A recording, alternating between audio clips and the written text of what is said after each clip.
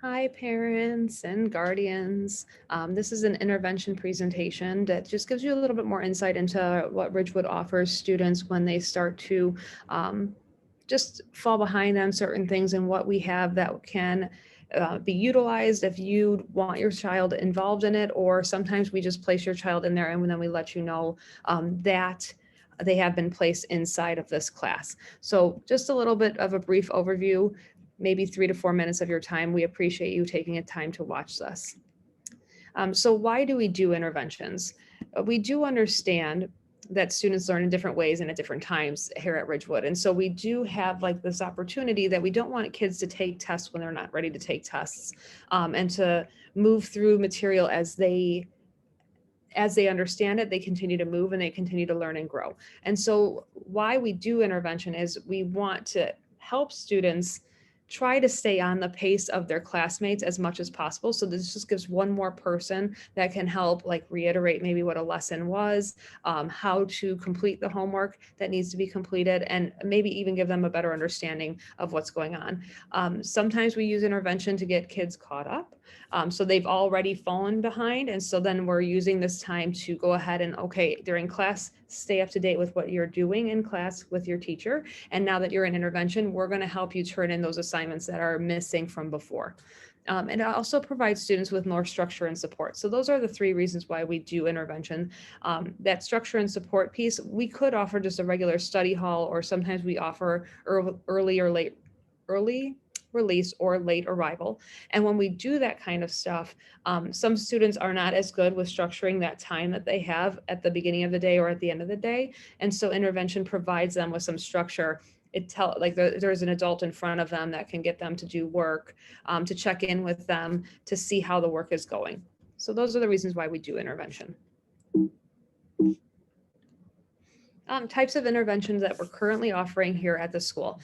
There are some things that our teachers are doing on a daily basis, and our afternoon schedule allows for more interventions to be put in place. So obviously your students come to school in the morning and they do their classes, but then in the afternoons we offer office hours with teachers. It's almost like a college setup where I'm struggling with something that was taught in class, and now I'm going in the afternoon to get more help with my teacher. Only 15 students are allowed in each of those classes. So it allows for more individualized time for students. We offer intervention periods. These are guided study halls. We have certified teachers running them. In some cases, there's a lot of intervention periods running during certain hours, but we do have an intervention first, third, fourth, fifth, seventh, and eighth, where there are adults that are guiding students through these intervention periods, helping them get caught up, helping them stay on track, or just providing that structure that they need. So we have those periods running throughout the day for students that need them and where they fit into their schedule. We do also offer parent and student meetings. So not only do we have parent-teacher conferences, but we have done conferences with parents outside of the parent-teacher conference times to help the parent understand better what's going on in the classroom and how they can better assist their students when they are home and doing work. We also offer tutoring services after school. Those are going to start back up here in May. So if you're interested in some tutoring services after school hours, usually from 3:15 to 4:15, we will have certified teachers available for tutoring. And then we also have what's called extended school year, which happens right after the last day of school. It's the next 2 weeks after that that we provide additional services for those students that just needed a little bit more time to get through the material. Extended school year does not cost anything. We do offer that to help those students finish out their semester. So those are all of the interventions that are being offered here at Ridgewood High School. So what happens if a student still struggles after the interventions have been tried? Well, we're going to try all those interventions I listed on the previous page. We're going to try multiple interventions.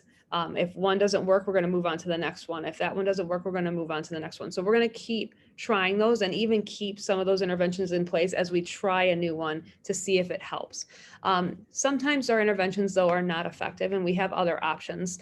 We do have summer school that happens after the extended school year is done, which I'll go over some dates in a couple minutes.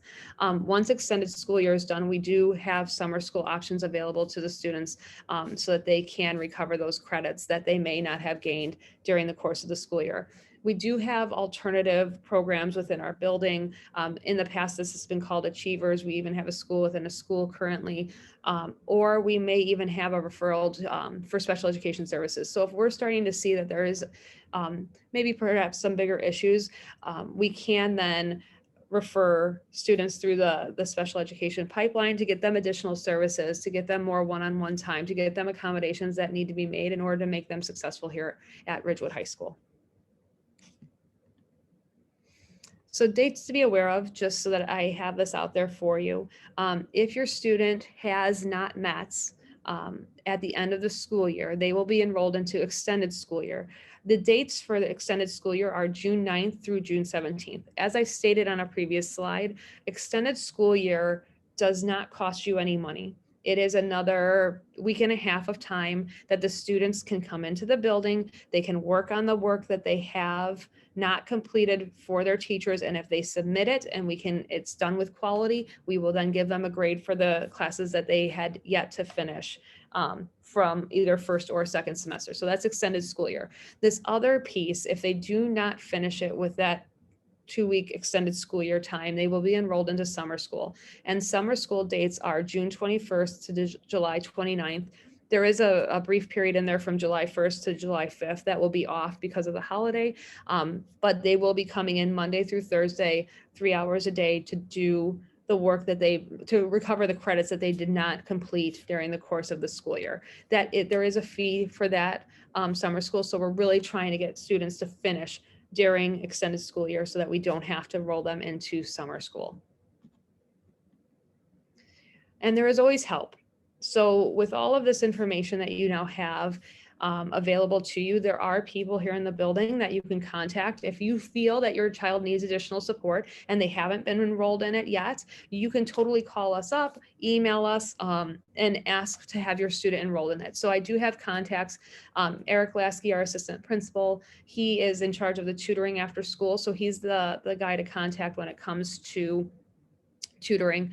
For intervention periods and for